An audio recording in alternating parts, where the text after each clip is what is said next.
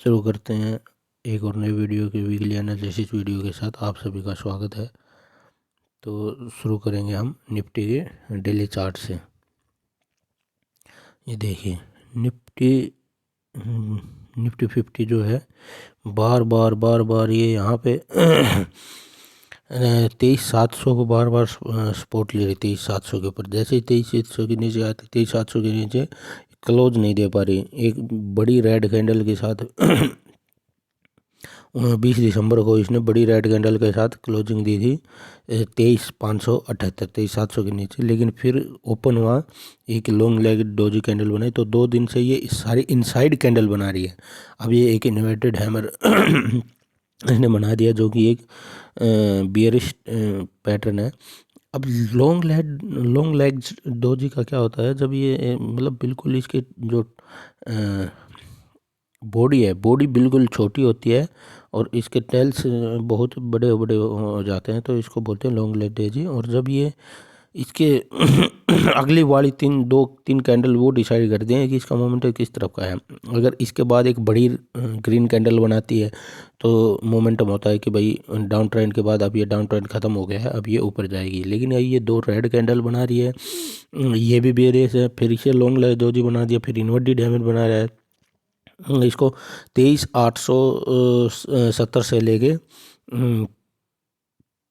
तकरीबन 23,959 तक बहुत तगड़ा रेजिस्टेंस मिल रहा है निफ्टी को। यहाँ से जब आ रही है, यहाँ से निफ्टी को नीचे धकेल दिया जा रहा है। अभी 15 मिनट की इसकी एनालिसिस करते हैं कि सोमवार को ट्रेड करने के लिए हम कैसे क्या ट्रेड कर सकते हैं। ये देखिए यहाँ पे एक गैप अप ओपन होता है 27 दिसंबर को, फ्राइडे को। गैप अप ओपन के साथ एक बड़ी कैंडल बनाता है, जो वो फॉलो करता है, एक हैमर फॉलो करता है, फिर एक बड़ी कैंडल बनाता है। यहाँ ये थोड़ा कंसोलिडेट करता है, यहाँ से दिख रहा है कि ये यहाँ पर रेजिस्टेंस ले रहा है, बार बार रेजिस्टेंस ले रहा है। जैसे इसने ये रेड कैंडल बनाई, रेड कैंडल के बाद इसको इन्वर्टेड हैमर ने फॉलो किया, फिर ये नीचे आता चला गया। फिर यहाँ पे इसने 23,830 के पास फिर से एक बार सपोर्ट लिया। लेकिन ऊपर जो रेजिस्टेंस था 23,850 के पास, फिर से रेजिस्टेंस ये इसको ऊपर जाने नहीं दे रहा था। एक कैंडल ने टच किया, 2 ने, 3 ने, 4 ने, 5 ने, 6 ने, 7 ने, 8 ने, तकरीबन 2 घंटे इसने यहाँ पे इसको रेजिस्टेंस लिया। और जैसे ही इसने रेजिस्टेंस को यहाँ पे फिर से इसने कंसोलिडेट सपोर्ट लेने की कोशिश की। यहाँ पे 23,830 के से लेके 23,860 के बीच में ये कंसोलिडेट करता रहा, सपोर्ट लेने की कोशिश की। लेकिन जैसे इस सपोर्ट को थोड़ा एक बड़ी कैंडल के साथ तकरीबन 50-60 पॉइंट की कैंडल के साथ इसने क्लोजिंग दिया, और लास्ट 15 मिनट की कैंडल में इसने जो जहाँ पे ये ओपन हुआ था वहीं से 23,800 के पास से वापस से सपोर्ट ले लिया। तो इसके मेजर सपोर्ट की बात करें तो यहाँ पे इसका अगर 23,800 के नीचे, ये तकरीबन 23,800 पे सपोर्ट ले रहा है, 23,800 के नीचे भी हम एक पुट के कॉल से सोच सकते हैं, लेकिन ज़्यादा पॉइंट का नहीं, 50-60 पॉइंट के लिए ही सोच सकते हैं।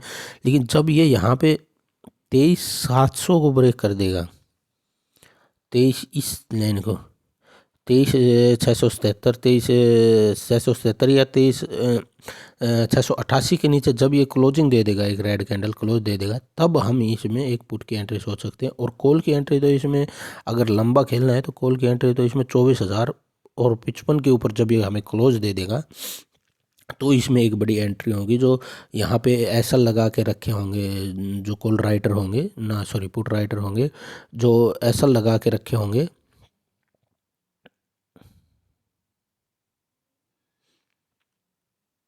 कॉल राइटर जो होंगे वो एसल लगा के होंगे, उनका एसल जब बंद होगा तो यहाँ पे शॉर्ट कवरिंग एक रैली आ सकती है। लेकिन शॉर्ट अनवाइंडिंग कब होगी, जब ये 23 असली शॉर्ट अनवाइंडिंग, असली रैली तब आएगी डाउन साइड में, असली ब्लड बाथ तब होगा जब डाउन साइड में, जब ये 23,500 के नीचे क्लोज दे दे। जैसे 23,500 के नीचे क्लोज देगा तो फिर उसके बाद हम बहुत ही नेगेटिव होता चला जाएगा माहौल इसका। तो ये इसके लेवल है। अब बैंक निफ्टी को देख लेते हैं। बैंक निफ्टी क्या कर रहा है, सेम बैंक निफ्टी ने भी क्या गैप अप, लेकिन बैंक निफ्टी का गैप अप थोड़ा कम था। गैप अप ओपन हुआ फ्राइडे को, ऊपर गया, यहाँ पे सेम जैसे कल पिछले दिन थर्सडे को इसने जहाँ पे रेजिस्टेंस लिया था वहीं पे 51,628 के पास 51,628 के पास रेजिस्टेंस लिया। एक कैंडल ने लिया, दो ने लिया, तीन ले लिया, तीसरी कैंडल इन्वर्टेड हैमर बनी जो कि एक बेरिश कैंडल है, फिर एक लॉन्ग लाइट डोज बनी और फिर जैसे ही नीचे आता चला गया। लेकिन इसने अपना जो सपोर्ट था, निफ्टी ने जो सपोर्ट बनाया था लास्ट हाफ में वो तोड़ दिया था, लेकिन बैंक निफ्टी ने अपना लास्ट हाफ वाला जो सपोर्ट था जहाँ पे ये ओपन हुआ था उसको तोड़ा नहीं, जो कि 51,263 था। निफ्टी ने भी जो जहाँ पे ओपन हुआ था उसको नहीं तोड़ा है, लेकिन उसने जो जहाँ पे कंसोलिडेट किया था लास्ट हाफ से कुछ टाइम पहले उसको ब्रेक कर दिया। इसमें भी हम ज़्यादा लॉन्ग होने के लिए, कॉल होने के लिए कम से कम हमें चाहिए कि ये इस ऊपर 51,800 के ऊपर क्लोजिंग करे 15 मिनट के चार्ट पे उसके बाद हम लोग होने की सोचेंगे। यहाँ पे ये जो रेजिस्टेंस, ये जो सपोर्ट बन रहा है इसका बहुत तगड़ा सपोर्ट ले रहा है, बार बार यहाँ पे सपोर्ट ले रहा है, 1 दिन 2 दिन इससे नीचे नहीं आ रहा है 51,045 से। जैसे ये 51,000 ब्रेक करेगा तो इसमें भी एक तगड़ा करेक्शन के लिए हम देख सकते हैं। तो ये हमारे बैंक निफ्टी के लेवल है। अब हम चलते हैं हमारे स्टॉक्स स्पेसिफिक के लिए। तो आज का हमारा पहला स्टॉक है न्यूलैंड लैब। ये एक फार्मा स्टॉक है। इसको हम डेली टाइम फ्रेम में स्टॉक्स को देखेंगे तो इसको हम ऑब्जर्व करेंगे।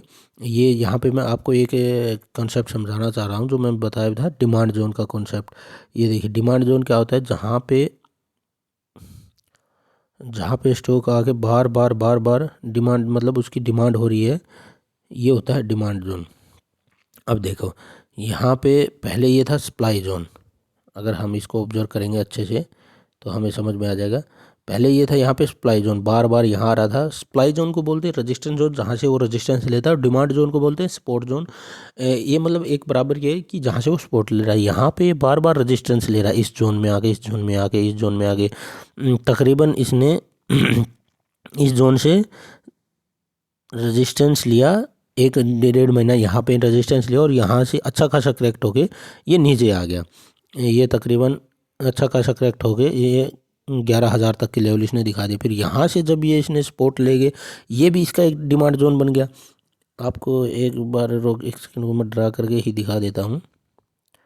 यहाँ पे ये इसका डिमांड जोन था। जब भी ये इस डिमांड जोन में इसका शेयर का प्राइस जा रहा था, ये बाउंस बैक कर जा रहा था। यहाँ पे फिर से आया, एक बार बाउंस बैक किया, नहीं बात बनी, फिर दोबारा आया, दोबारा बाउंस बैक किया।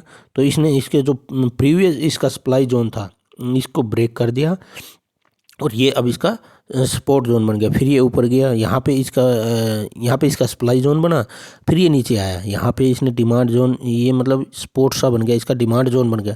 तो इसलिए हम कह सकते हैं ये बार बार आ रहा है, इससे बाउंस बैक कर रहा है, फिर आया, फिर बाउंस बैक कर दिया, फिर यहाँ पे सप्लाई जोन में गया, वहाँ से रेजिस्टेंस लिया, फिर नीचे आया। अब देखो यहाँ से ये फिर से सपोर्ट लेने की कोशिश कर रहा है, जो कि इसका डिमांड जोन है, करंट डिमांड जोन है। तो अगर इसको हम ट्रेड करें तो 12,750 के नहीं 12,800 के स्टॉप लॉस के साथ स्विंग ट्रेड के लिए 5 से 6 महीने के लिए देख सकते हैं। और लेवल इसके होंगे जो इसका प्रीवियस हाई बनाया था इसने 17,000, तकरीबन 18,000 के लेवल इसमें हमें देखने को मिल सकते हैं। तो ये सेम इसी पैटर्न पे एक और स्टॉक मैं आपको दिखाना चाहता हूँ,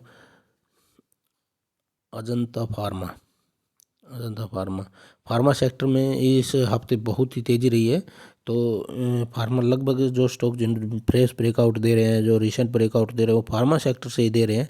तो फार्मा सेक्टर के शेयरों को हमें एक बार अच्छे से देखना पड़ेगा। फार्मा इंडेक्स को, निफ्टी फार्मा को भी हम एक बार लास्ट में ऑब्जर्व करेंगे, देखेंगे उसकी क्या सिचुएशन बन रही है।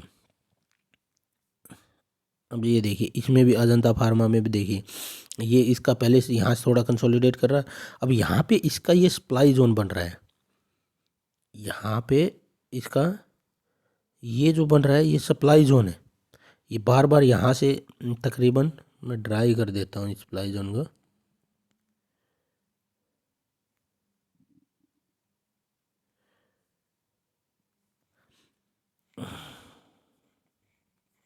ये जो बन रहा है ये इसका सप्लाई जोन बन रहा है। यहाँ से जब आ रहा है तो रेजिस्टेंस ले रहा है स्टॉक, फिर नीचे चले जा रहा है, फिर ऊपर आ रहा है, फिर रेजिस्टेंस ले रहा है, फिर नीचे आ जा रहा है, फिर ऊपर चला जा रहा है, फिर नीचे आ जा रहा है। लेकिन यहाँ ये जो है तकरीबन इसका डिमांड जोन आप मान के चलो 2800 से 2733 तकरीबन 60-70 पॉइंट का इसका डिमांड जोन बन रहा है।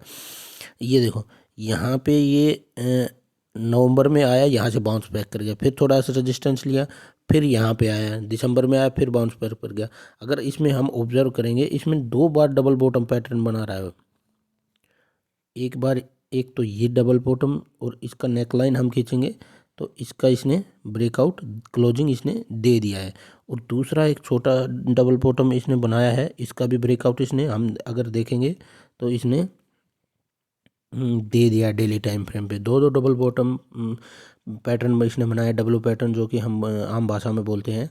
तो यहाँ पे ये डिमांड जोन से ये देखो कितनी तगड़ी इसने वॉल्यूम भी देखी। ये हमारे आपके जैसे छोटे मोटे रिटेलर के बस की बात तो है नहीं इतने बड़े वॉल्यूम बनाना। ये किसी बिग बड़े इंस्टीट्यूशन होल्डर या एफआई या डीआई का काम है, या बड़े किसी इन्वेस्टर ने इसमें पैसा लगाया तभी इतनी बड़ी कैंडल बनी है, और बिल्कुल डिमांड जोन से बनी है। तो इसको हम ट्रेड कर सकते हैं, लेकिन इसमें ये नहीं कि कल खुलते ही ले लेना। इसमें तकरीबन हम वेट करेंगे जब 2900 के पास, अगर 2950, 2900 से 2930 तक के अगर रेंज में हमें मिल जाए तो इसको हम ट्रेड करेंगे, और स्टॉप लॉस हमारा रहेगा ये, इसका लो 2740 का हम इसमें स्टॉप लॉस लगाना पड़ेगा। अगला हमारा स्टॉक है ग्रीव्स कॉटन, जो कि वोलेटिलिटी कॉन्ट्रैक्शन पैटर्न के ब्रेकआउट दे रहा है, बहुत मल्टी ईयर ब्रेकआउट दे रहा है, बहुत ही तगड़ा ब्रेकआउट दे रहा है। टेक्निकली इस स्टॉक का चार्ट बहुत ही स्ट्रॉन्ग है, बहुत ही स्ट्रॉन्ग लग रहा है। मैं आपको बताऊंगा कैसे। ये देखिए, इसने इस लेवल को, मैं एक बार ड्रा कर लेता हूँ प्लीज़ थोड़ा।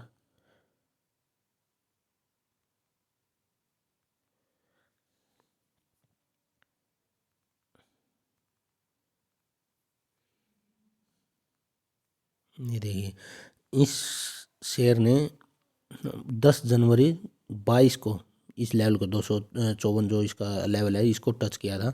उससे पहले कभी इसने इस लेवल को टच नहीं किया था।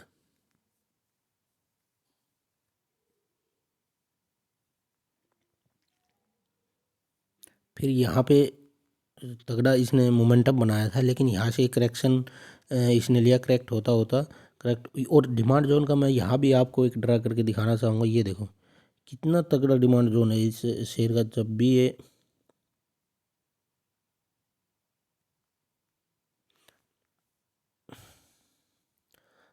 ये इस अपने डिमांड जोन में आता है यहाँ से ये पक्का बाउंस बैक करता ही करता है।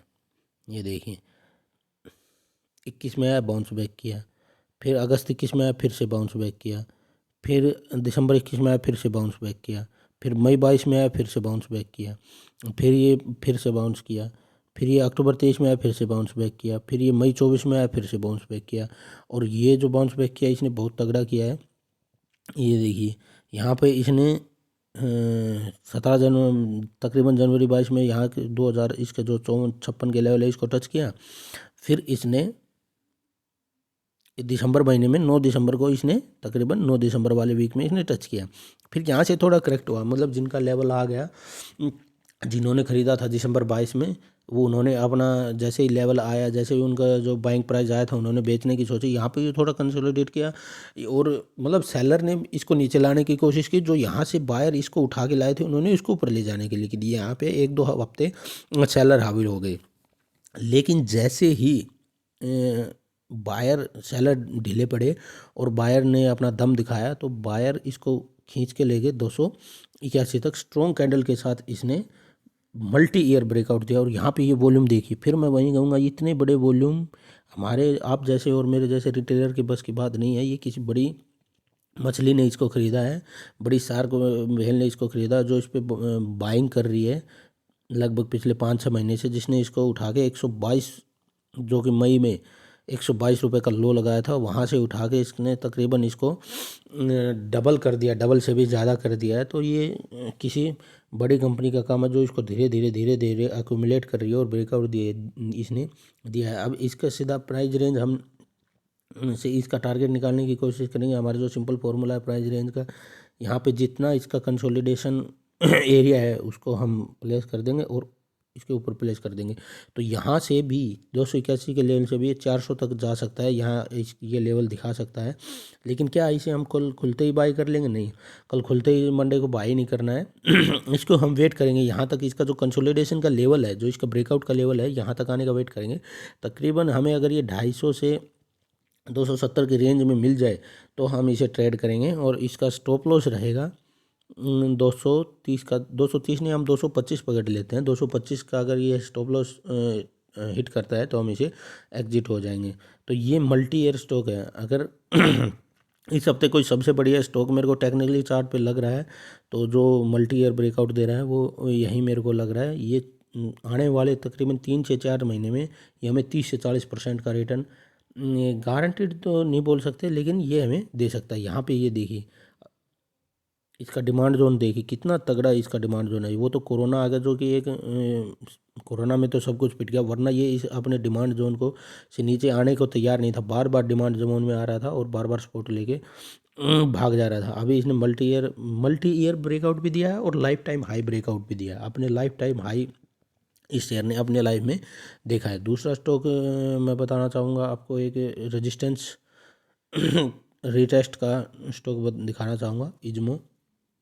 बहुत ही मेरे को एक टाइप का मोनोपोली शेयर है इज्मो। ये मैं आपको दिखाना चाहूँ, ये मैंने पहले भी एक वीडियो में शेयर भी किया था, शायद प्रीवियस वीक की वीडियो में ही शेयर किया, और इसका एक शॉर्ट्स बना के भी मैंने अपने चैनल पर अपलोड किया था, तो आप उसको भी चेक कर सकते हो प्रीवियस वीडियो।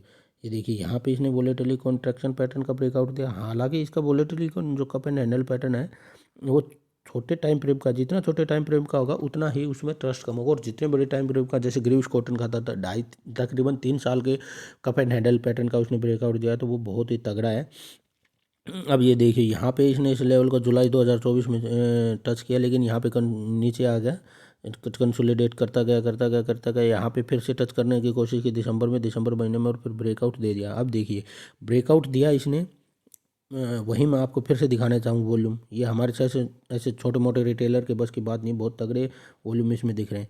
ब्रेकआउट दिया, जैसे ही ब्रेकआउट दिया बहुत तगड़ी कैंडल के साथ इसने ब्रेकआउट दिया, लेकिन ये यहाँ पे फिर रेजिस्टेंस ले रहा है 650 के आसपास इसके रेजिस्टेंस मिल रहा है। लेकिन इसने रेजिस्टेंस लिया और जो इसका ब्रेकआउट लेवल था 542, एग्जैक्टली उसी रेंज में 542 से 540 से 550 का जो इसका रेजिस्टेंस जोन था, वहीं से ये सपोर्ट ले रहा है। वह तो इसको अगर हम ट्रेड करना चाहिए, हमारे लिए रिस्क एंड रिवार्ड इसमें भी फेवरेबल, बहुत ही तगड़ा फेवरेबल है। इसमें हम 500 के स्टॉप लॉस के साथ अगर इसमें हम ट्रेड करें तो इसमें हम 10 से 15%, 20% के टारगेट हमें 1.5 से 2 महीने में मिल सकते हैं। तो ये था रीटेस्ट को हम, जैसे कोई स्टॉक है वो ब्रेकआउट करने के बाद रीटेस्ट कैसे करता है तो उसको हम कैसे ट्रेड करें। जो इसका प्रीवियस स्विंग लो है उसको हम स्टॉप लॉस लगाएंगे, और इसको हम जब ये इस अपना तकरीबन अभी ये 500 CMP करंट मार्केट प्राइस इसका 560 चल रहा है, जब ये 580 के ऊपर हमें क्लोजिंग दे देगा तो हम इसमें एंट्री लेंगे।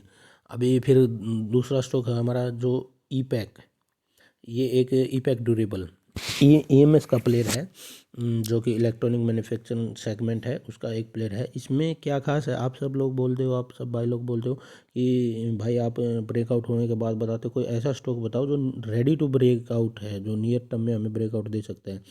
तो इसका एक एग्जांपल है ईपैक ड्यूरेबल। मैं बहुत पिछले 2-3 बार से रिकमेंड कर रहा हूँ, मतलब रिकमेंड नहीं कर रहा, सजेस्ट कर रहा हूँ, डिस्कस कर रहे हैं हम। पिछले कई शॉर्ट्स में भी हमने इसको डिस्कस किया है। और इसका अगर हम टारगेट निकालें तो सिंपल हमारा फॉर्मूला प्राइस रेंज को हम उठाएंगे, इधर उठा के इधर पुट कर देंगे, ये हमारा प्राइस रेंज का इसका तकरीबन हमें टारगेट मिल रहा है। तकरीबन इसका टारगेट आ रहा है 660 से 650 के बीच। अब इसमें क्या है, इसमें क्या खास बात है मैं आपको दिखाना चाहूँगा। ये देखो ये स्टॉक कितना तगड़ा अप ट्रेंड में था। यहाँ पे इसने अगस्त 2024 में लो लगाया 232 का, जब करेक्ट हुआ था मई जून में, तो 4 जून को इसने 160 का लो लगाया था। वहाँ से ये स्टॉक अप ट्रेंड में चला एक स्ट्रॉन्ग अप ट्रेंड में चला। यहाँ पे आके इसने थोड़ा रेजिस्टेंस लिया, थोड़ा कूलिंग ऑफ करने की कोशिश की, थोड़ा अपने आप को कंसोलिडेट करने की कोशिश किया इस स्टॉक ने। तो अभी न्यूली लिस्टेड कंपनी है ये, ज़्यादा दिन हुए भी नहीं, इसी साल लिस्ट हुई है। तो और यहाँ पे डब्लू पैटर्न जो हम बोलते हैं ना काम नहीं करता, बहुत आसान है। ये देखो यहाँ पे इसने कितना तगड़ा डब्लू पैटर्न का प्रीवियस ब्रेकआउट दिया है। मैं आपको दिखाना चाहूँगा एक बार ड्रॉ करके। ये इसकी नेकलाइन है,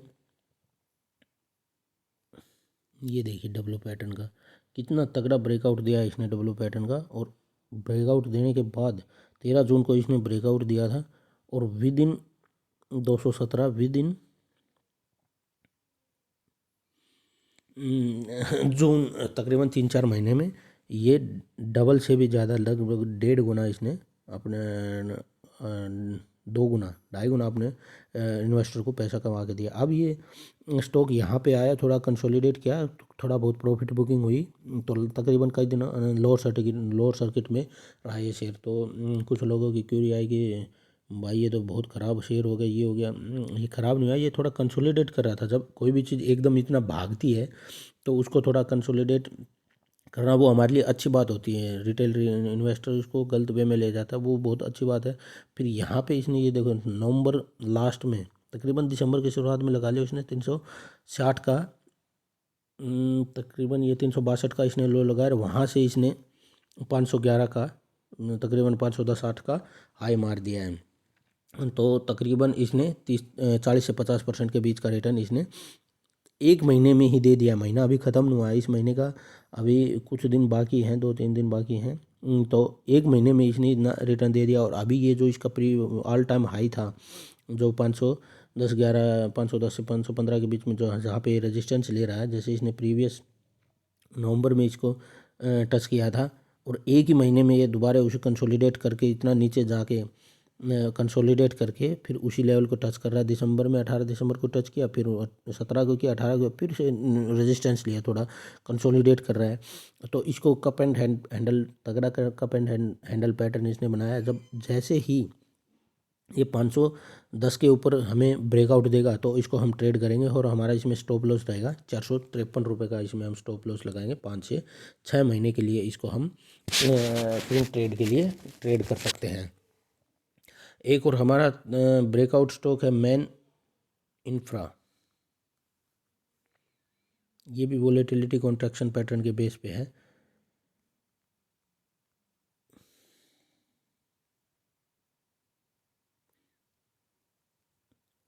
ये मैं इसको ड्रा करके आपको दिखा देता हूँ।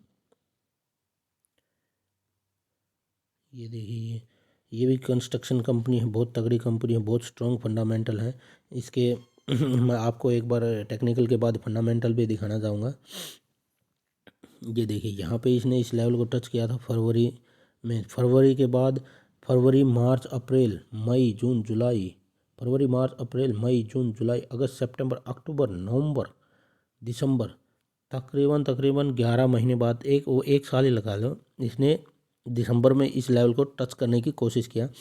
ये देखिए यहाँ पे इसमें भी आपको एक डिमांड जोन का जो कॉन्सेप्ट है वो आपको फिर से दिखाना चाहता हूँ कि डिमांड जोन कैसे वर्क करता है, कितना अच्छा वर्क करता है। अगर हम डिमांड जोन को भी ट्रेड करने लग जाएँ तो हमारे लिए कितना बेनिफिशियरी होगा।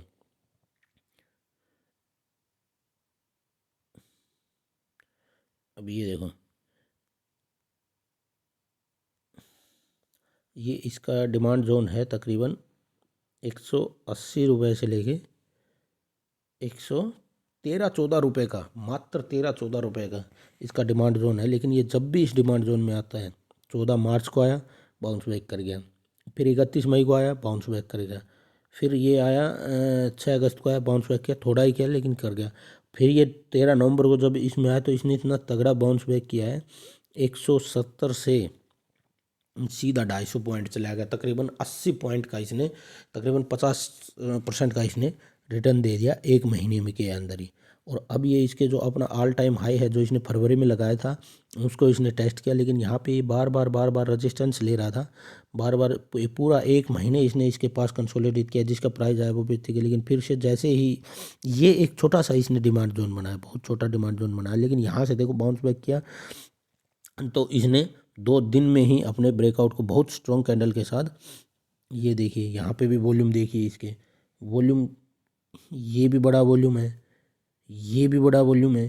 तो इससे पता लगता है कि जो बड़े बड़े इन्वेस्टर हैं वो इस शेयर में इंटरेस्टेड है, वो इसको ऊपर ले गए, लेकिन थोड़ा रेजिस्टेंस लिया, सेलर थोड़े एक्टिव हुए, तो लेकिन सेलर को बिल्कुल रौंद के फिर से बायर एक्टिव हो गए, बायर ने अपना इंटरेस्ट दिखाया और इसको उठा के बिल्कुल ऊपर ले गए। अब इसमें हमारा ट्रेड करने का प्लान क्या रहेगा, ट्रेड प्लान क्या रहेगा, जो भी भाई अगर करना चाहे तो इसको इसको बेशक से कहीं खुलते ही हम ले सकते हैं, और लेकिन इसका थोड़ा स्टॉप लॉस है वो थोड़ा डीप रहेगा, इसको हमें स्टॉप लॉस 228 का स्टॉप लॉस रखना पड़ेगा तकरीबन, और स्विंग ट्रेड के लिए हम इसको ले सकते हैं।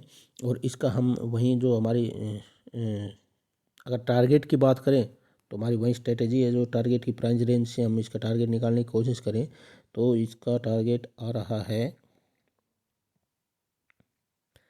तकरीबन यहाँ से भी ये स्टॉक 40 से 50% के रिटर्न दे सकता है 328, और एक नहीं तो 2-3 महीने में ये हमें ये इस लेवल को दिखा देगा। अगर मार्केट में कुछ बैड न्यूज़ नहीं आती है तो 1-2 महीने में ये इस लेवल को बहुत आसानी से दिखा देगा।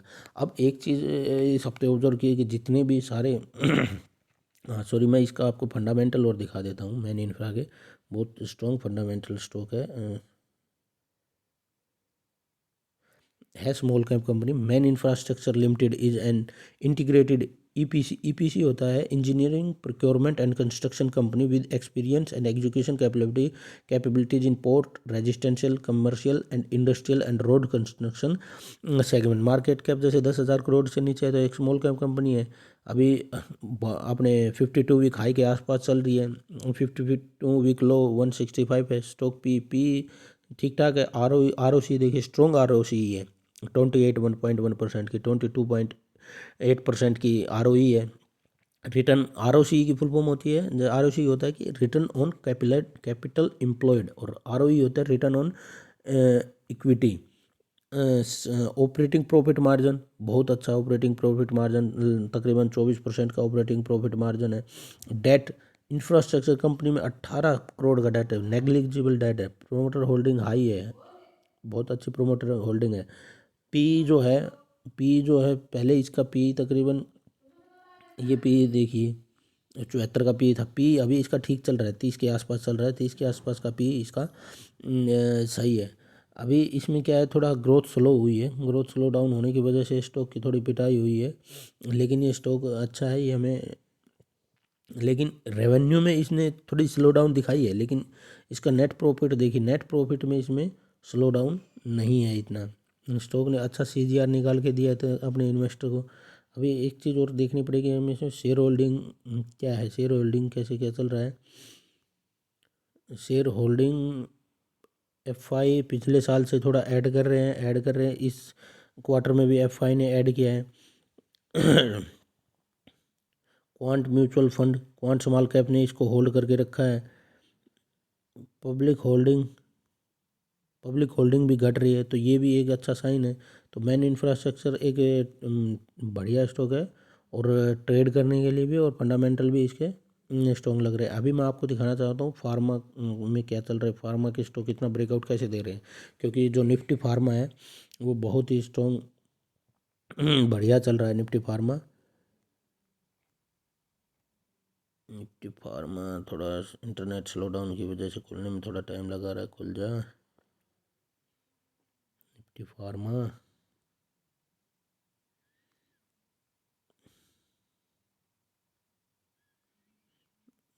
इसमें खोलने की कोशिश करते हैं। निफ्टी फार्मा इसमें भी जैसे मैं एक चीज़ दिखाना चाहूँ, इसने भी एक छोटा सा वोलेटिलिटी कॉन्ट्रैक्शन पैटर्न का ब्रेकआउट दिया है तकरीबन 1 महीने का। ये देखो यहाँ पे ये रेजिस्टेंस ले रहा था बार बार,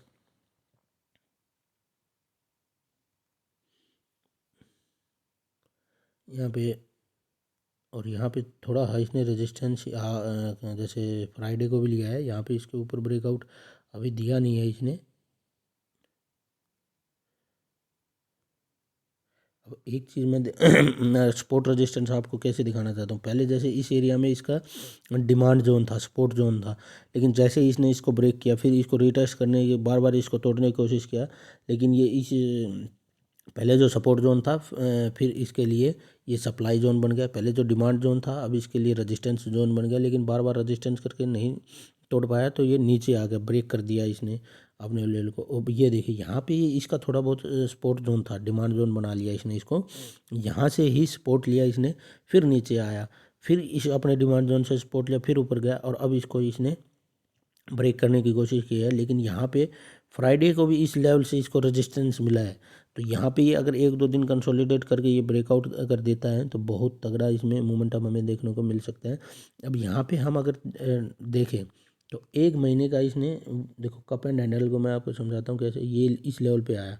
अब इसने ये एक निफ्टी फार्मा ने कप बना दिया, यहाँ पे जो इसका वोलेटिलिटी कॉन्ट्रैक्ट हुई, जो अगला कप बना वो इससे छोटा बना, तो और उसको ब्रेकआउट दिया एक स्ट्रॉन्ग कैंडल के साथ इसने ब्रेकआउट दिया।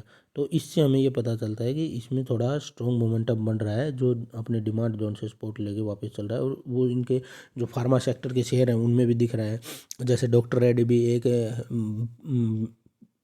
4 महीने का लगभग 4 मंथ्स का उसको ब्रेकआउट दे रहा है डॉक्टर रेड्डी।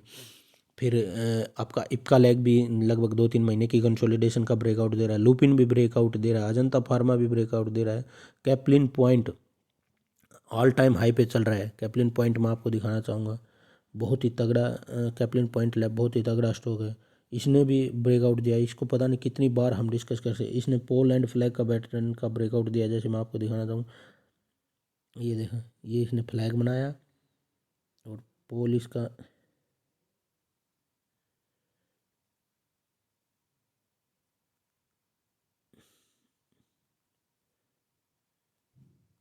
ये इसने पोल था, ये इसका फ्लैग था, इसका इसने ब्रेकआउट दिया, कितना तगड़ा ब्रेकआउट दिया। और ये इस स्टॉक को तकरीबन मैं ये देखो डिमांड जोन, यहाँ इसका डिमांड जोन था, इसे यहीं से सपोर्ट लेके 1785 से 2600 रुपये तकरीबन 1-2 महीने में ही चला गया। अब मैं इसको दिखाना चाहूँ आपको 2600 और 1785, तो तकरीबन इसने 45% के रिटर्न दे दिए 2 महीने में।